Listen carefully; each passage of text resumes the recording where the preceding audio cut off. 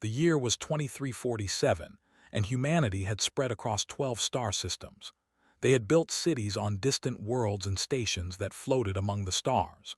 Earth remained their home, the blue and green jewel that gave birth to their species. Commander Jack stood on the bridge of the UTS Defiant and watched the planet spin slowly below him. He had served in the fleet for 20 years and had never seen a real war. That was about to change. The alarm started screaming at 3 in the morning. Jack ran to the command center and saw something that made his blood turn cold. Thousands of ships were emerging from hyperspace around Earth. They were massive vessels covered in black armor and strange symbols. The Dominion had arrived. Jack had heard stories about every spacefaring species knew about them. They were an ancient empire of creatures who had conquered over 200 civilizations across the galaxy. Their philosophy was simple and terrifying. They destroyed any species that might one day become a threat to them. They did not negotiate. They did not show mercy. They simply erased entire worlds from existence. The battle lasted 72 hours. The human defense fleet fought with everything they had. Jack watched his friends die on screens all around him. He saw orbital stations explode into clouds of fire and metal. He saw missiles rain down on the cities below. New York burned. Tokyo burned. London and Paris and Cairo and Sydney all burned. Billions of people died in those 3 days. The screams on the radio channels were something Jack would never forget. Dr. Lisa Grant was on Mars when Earth fell. She was a who had spent her life studying alien life forms. She stood in her laboratory and watched the news feeds with tears streaming down her face. The final transmission from Earth Command was only 6 words: "All is lost. Survive. Remember us." Then there was only static. The Supreme Commander was a towering creature named. He stood 8 feet tall with 4 arms and eyes that glowed like dying stars. He broadcast a message to every remaining human colony. His voice was cold and mechanical. He told humanity that they had 7 days to surrender completely. Every weapon must be destroyed. Every ship must be handed over. Every human must kneel before the Dominion. If they refused, they would hunt them down and kill every last one of them. The galaxy watched and waited. Other alien species who had suffered under rule expected the humans to kneel. Every species before them had done exactly that. They had surrendered. They had surrendered. They had surrendered. Resistance was pointless against such overwhelming power. Everyone knew this. Jack retreated with what was left of the fleet, 17 ships out of the hundreds that had defended Earth. They hid in the asteroid belt in a base that had been built for emergencies. The survivors gathered in a cold metal room and looked at each other with hollow eyes. They had lost everything: their homes, their families, their world. Lieutenant Kate Murphy sat in the corner and stared at the wall. She was 28 years old and had been a tactical officer for 5 years. Her parents had lived in Chicago. Her brother had lived in Seattle. Her grandmother had lived in a small town in Ireland. They were all gone now. Every person she had ever loved was dead. The military leaders and colonial governors held a vote. The choice was simple: surrender and live as slaves, or fight and probably die.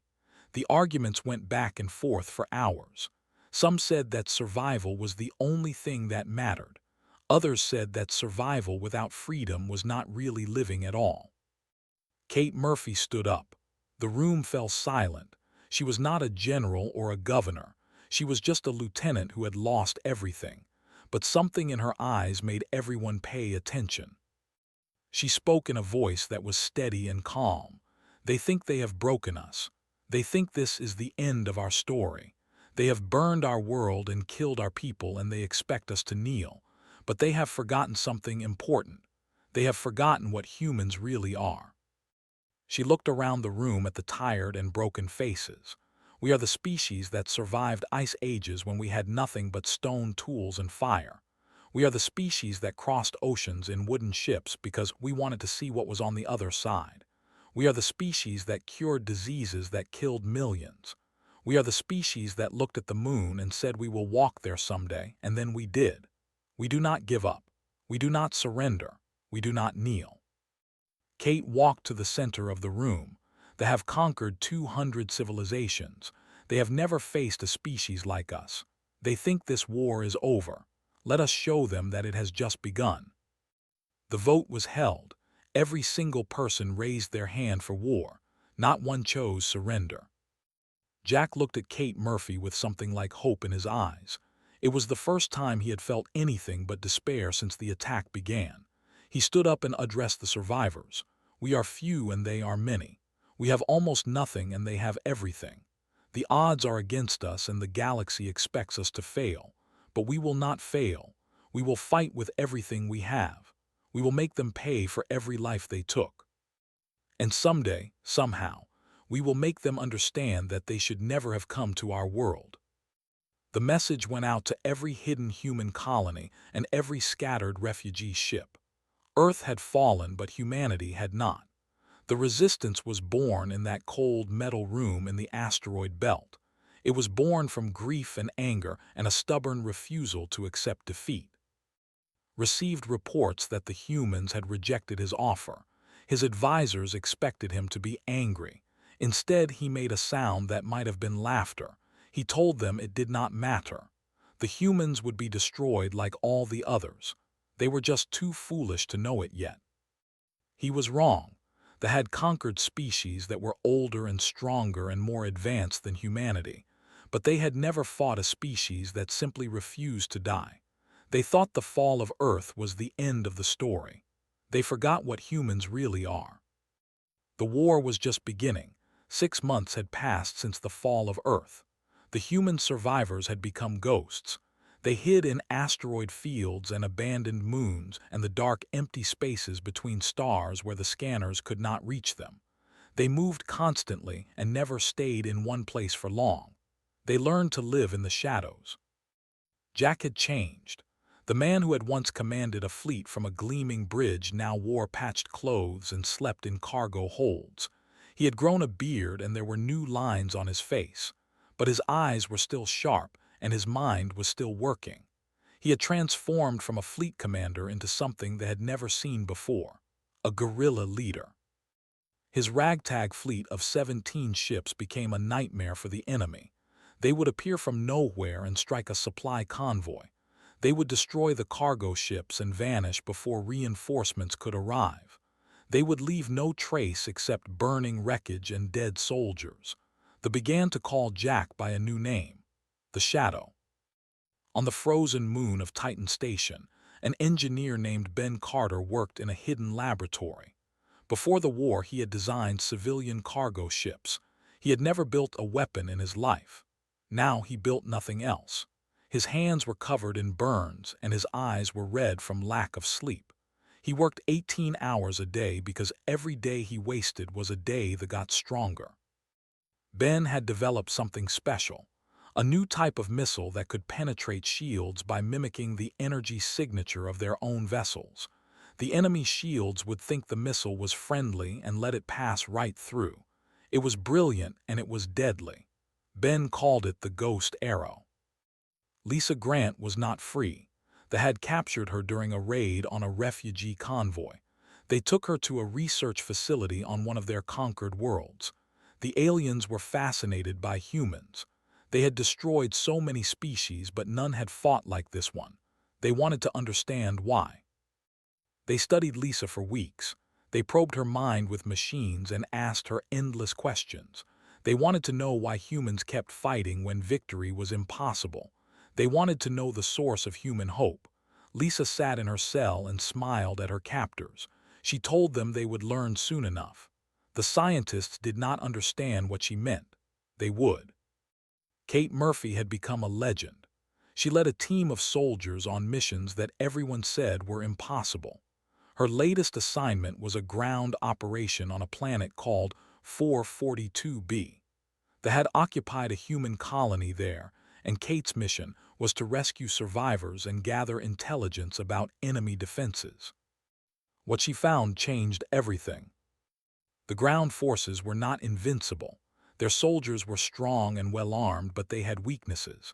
They relied too much on their technology and their shields. In close combat, without their machines to protect them, they could be killed. Human soldiers were smaller and weaker, but they were faster and more adaptable. They could fight in conditions that would kill most species. They could keep going long after their bodies should have stopped. Kate and her team rescued 47 colonists and killed over 200 soldiers. She brought back detailed information about enemy tactics and equipment. More importantly, she brought back hope. They could be beaten.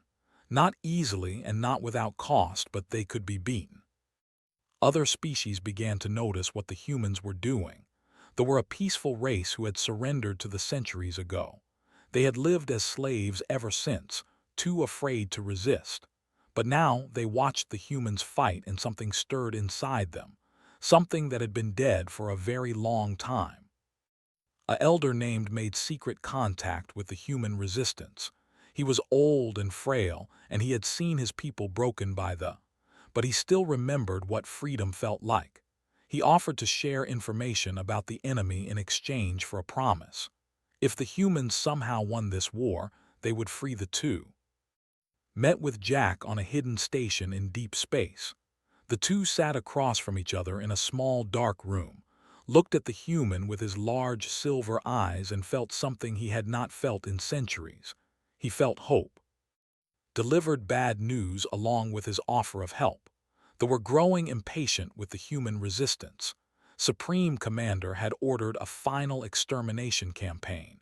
Every remaining human colony would be destroyed within the year. The aliens were done playing games. Jack listened to this news without expression. His face was like stone, but his mind was racing. Time was running out. They needed to do something big, something that would change the entire war. He asked a single question, "Where is the?" Stared at him. No conquered species had ever asked that question. No one had ever been crazy enough to think about attacking the at home. There was the most heavily defended place in the galaxy. Thousands of ships protected it. Millions of soldiers guarded it. Going there was suicide. Jack repeated his question, gave him the coordinates. Back on the hidden base, Jack gathered his officers and shared what he had learned. They were coming to finish them off. They had maybe 12 months before the extermination fleet reached them. They could run and hide and maybe survive a little longer, or they could do something insane. Kate Murphy was the first to speak. She said they should attack. If they were going to die anyway, they should die fighting. They should hit the enemy where it hurt most. Ben Carter agreed.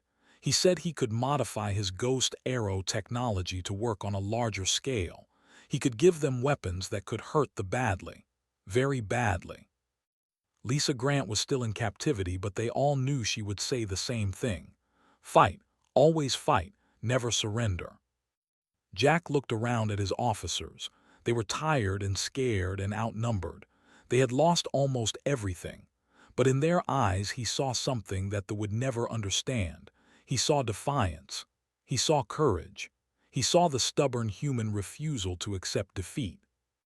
He made his decision. They would not wait for the enemy to come to them. They would take the war to the itself. It was crazy. It was probably impossible. It was exactly what humans did best. The planning began that night. The darkness came for humanity. The extermination fleet moved from system to system and left nothing but death behind them. They burned human colonies to ashes and salted the ground so nothing would ever grow again. They killed everyone they found and showed no mercy to anyone. Millions more humans died in those terrible months. The number of survivors dropped below 500 million scattered across the galaxy. Jack lost the UTS Defiant in a battle that should never have been fought. 3 refugee ships were fleeing from a patrol, and Jack ordered his fleet to cover their escape. The enemy had twice as many ships and better weapons. The battle lasted 4 hours. The refugees escaped, but the Defiant was torn apart by enemy fire. Jack was thrown across the bridge when the hull breached. Fire burned half his body before the emergency systems sealed the compartment. Kate Murphy pulled him from the wreckage with her own hands. She carried him to an escape pod while the ship died around them. The doctors on the hidden base worked for 12 hours to save his life. When Jack finally woke up, they gave him the bad news. The burns had destroyed too much tissue. He would never walk again. Jack did not accept this. He refused to accept anything that sounded like defeat. He asked Ben Carter to build him new legs. Ben worked for 3 weeks straight. He did not sleep more than a few hours each night. He used parts from old machines and broken ships and his own genius. When he was finished, Jack had mechanical legs that were stronger than his original ones. 3 weeks after the doctors said he would never walk again, Jack walked into the command center. His officers stared at him in shock. His legs made soft clicking sounds as he moved. His face was, and his body was held together by metal and willpower. He looked at his people and said they would have to kill him more than once if they wanted to stop him. Lisa Grant escaped from the research facility with help from an unlikely friend. A scientist named Sierra had worked at the facility for decades. She had watched the torture prisoners and destroy civilizations. She had stayed silent because she was afraid, but something about Lisa changed her. The human woman never broke. She never lost hope. She made Sierra remember what courage looked like. Sierra smuggled Lisa out through a maintenance tunnel. They stole a small ship and fled into deep space. They hunted them for weeks but could not find them. Lisa eventually reached the human resistance with something precious: knowledge. During her captivity, Lisa had learned a secret. They communicated through a hive mind network that connected all their ships and soldiers. This network depended on relay nodes spread across their territory. There were 12 of them, each one a massive station that processed billions of signals every second. If all 12 nodes were destroyed at the same time, the entire network would collapse. They would lose their ability to coordinate. Their fleet would become a confused mess of individual ships unable to work together. Kate Murphy became the leader of a new unit. She called them the Night Hunters. They were volunteers who underwent the hardest training any human had ever experienced. They learned to fight in zero gravity and in crushing pressure. They learned to survive on almost no food and water. They learned to kill quickly and silently. They painted their armor black and carried no identification. If they were captured, they would die before revealing any information. The Night Hunters became ghosts that haunted patrols. They would board enemy ships in the night and kill everyone aboard. They would sabotage weapons factories and disappear before anyone knew they were there. They put enormous bounties on their heads. Kate collected the wanted posters and hung them on her wall like trophies. On a colony world called New Helsinki, a farmer named Danny refused to evacuate when they came. He had lived on that planet his whole life. His parents were buried there. His children had been born there. He would not abandon it. Danny organized the other colonists. They were farmers and miners and teachers, not soldiers, but they knew the land and they knew how to work together. When they arrived to purge the colony, they expected easy victims. They found traps hidden in the fields. They found ambushes waiting in the forests. They found humans who would rather die fighting than kneel. The Battle of New Helsinki lasted 3 weeks. The colonists were outnumbered 50-1. They had farming tools and hunting rifles against advanced alien weapons. They should have been wiped out in a single day. Instead, they held out for 21 days. They killed over 2,000 soldiers before they finally fell. Danny died leading a charge against an enemy position. His last words were a message to his children who had escaped on a refugee ship: "Never forget what we are." Supreme Commander received reports about New Helsinki and did not understand them. How could farmers kill his soldiers? How could primitives with simple weapons resist a force that had conquered the galaxy? He demanded answers from his advisors. They had none. Had crushed 200 civilizations. He had seen species older than Earth surrender without a fight. He had watched empires crumble at the mere sight of his fleet. But these humans were different. They did not surrender. They did not give up. They kept fighting even when fighting made no sense. It was illogical. It was irrational. It was starting to worry him. In a dying nebula far from any star, Jack assembled the leaders of every remaining human faction. They came from hidden bases and refugee fleets and occupied worlds. They risked everything to be there. Jack presented his plan and watched their faces as they listened. The plan was called Operation Phoenix. It was simple and insane. They would gather every ship they had. They would build new weapons using Lisa's knowledge and Ben's technology. They would strike all 12 relay nodes at once, and while the network was down, they would attack the enemy itself. Some called it madness. Some said it would never work. Some said they would all die. Kate Murphy stood up and said that maybe they would, but she would rather die trying to win than live another day hiding in the darkness. The vote was unanimous. Operation Phoenix would proceed.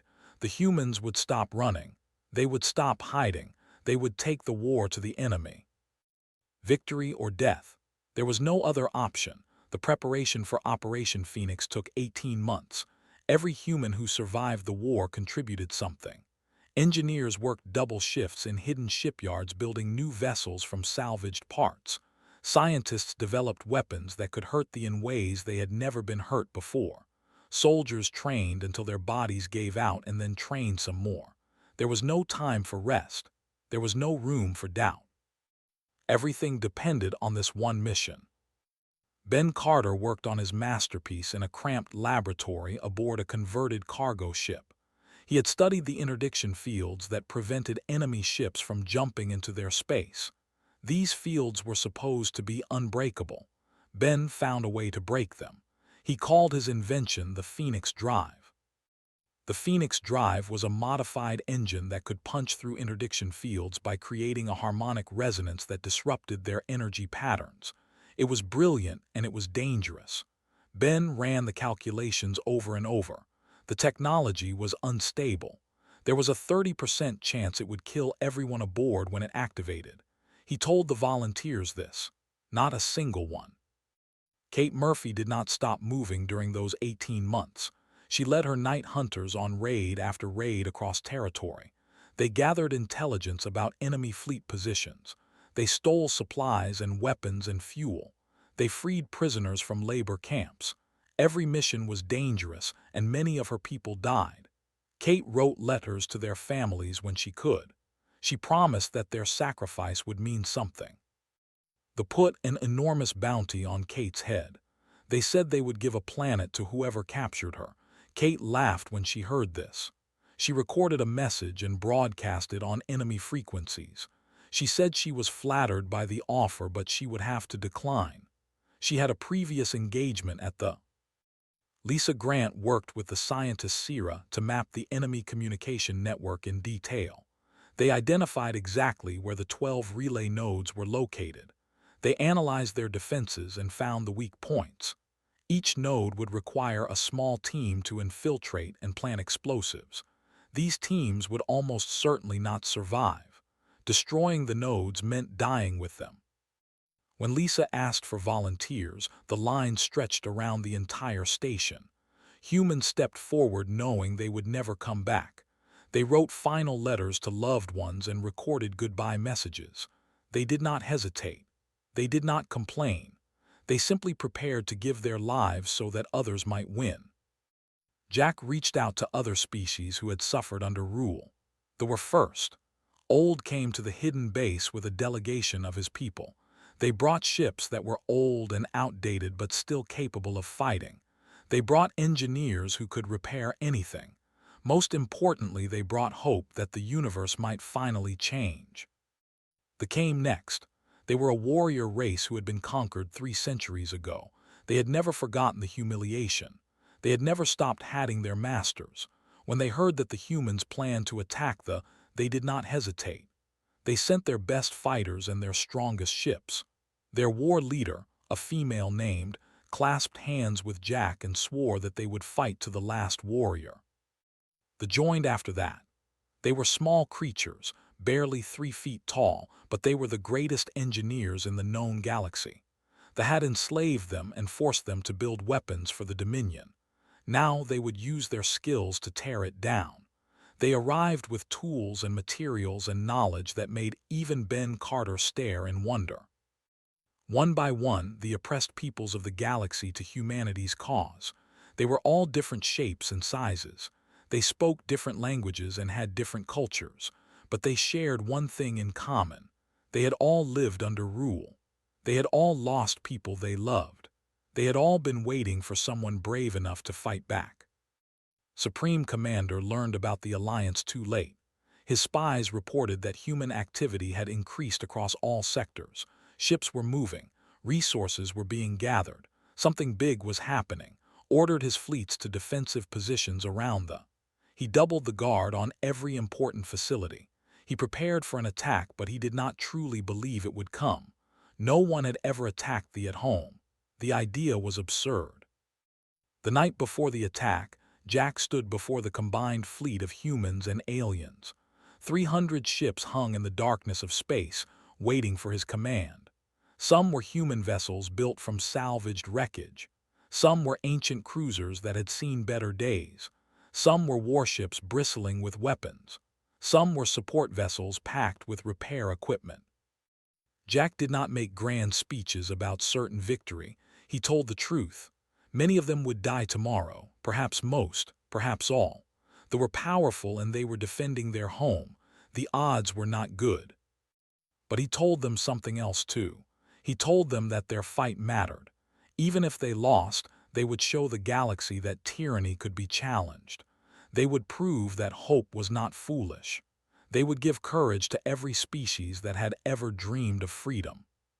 He ended his speech with 4 words that were painted on the hull of every human ship in the fleet. Remember Earth. Remember us. Kate Murphy stood beside Jack and watched the fleet prepare for battle. She thought about her family who had died when Earth burned. She thought about all the friends she had lost in the years since. She thought about the colonists of New Helsinki who had fought to the last. She whispered a promise to all of them.